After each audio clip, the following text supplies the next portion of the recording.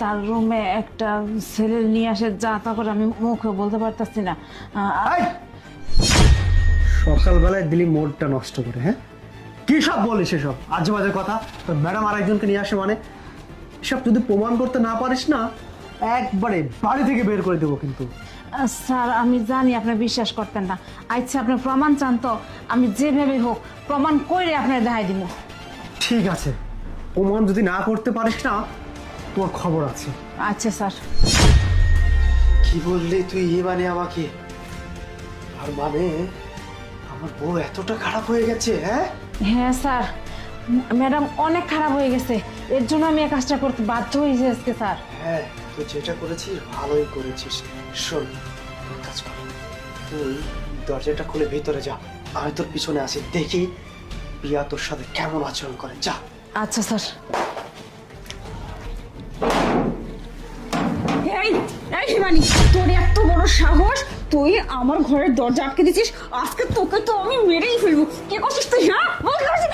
আরে আরে না, আরে জানো না, এই আমার পেছনে স্যান্ডেল দিয়ে মারছে, তারপর আবার আমাকে ঘর দরজা লক করে আটকে রাখছে। এই এত বড় খারাপ জানো এই হিমানি? হ্যাঁ সবই বুঝতে পারছি, হিমারি খুব খারাপ, খুবই খারাপ।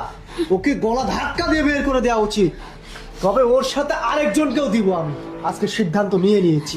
হ্যাঁ, আরে তুমি ওকে এক্ষুনি বাড়ি থেকে বের করে দাও। ও অনেক খারাপ, ও স্যান্ডেল নিয়ে আমাকে মারছে। এত বড় সাহস! বের হও, বের হও।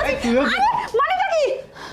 এটা কি বুঝতে পারছিস না? হ্যাঁ, বাসায় ছেলে নিয়ে এসে রঙ্গলীলা, কোথায় রেখেছিস ওকে লুকিয়ে? বের কর। মানে কি? আরে এই যেটা বলেছিস সেইটা কর, বের কর। নাকি আমি বের করবো? হ্যাঁ, আরে তুমি ভুল এই মানে বুঝছো। দেখো। আরে তুমি ভুল বুঝছো আমাকে। শোনো, আরে স্যার, এই যে এখানে শুয়েছিল। আরে দেখো রুমে কেউ নাই, তুমি কিন্তু শুরু ভুল বুঝছো আমাকে। এই যে স্যার। বের হও বলছি। হ্যাঁ, কি এই ছেলেটা কে? হ্যাঁ, আরে এই ছেলেটা কি করছে আমার বাসায়? ও হ্যাঁ, তুমি এই ছেলেটাকে নিয়ে এসে বেডে শুয়ে থাকবে, আর হিমানি দেখলে দরজা আটকে দিলেই হিমানির দোষ, তাই না? না না, ও যা করেছে ঠিক কাজ করেছে, তোমার মতো চরিত্রহীন একটা মেয়েকে ধরিয়ে দিয়েছে।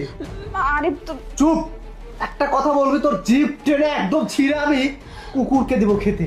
তোর সাহস দেখে আমি অবাক হয়ে যাচ্ছি যে আমার বউ হয়ে আরেকটা ছেলেকে বাসায় নিয়ে এসে সময় কাটা। হ্যাঁ, আমি দেশের বিভিন্ন জায়গায় বিভিন্ন কাজে ব্যস্ত থাকি, আর এই সুযোগে অসৎ ব্যবহার। হ্যাঁ, কোনো কথা বলবি না। Get out. বেশি কথা বললে আমি আইনের আশ্রয় নিব। বেরো।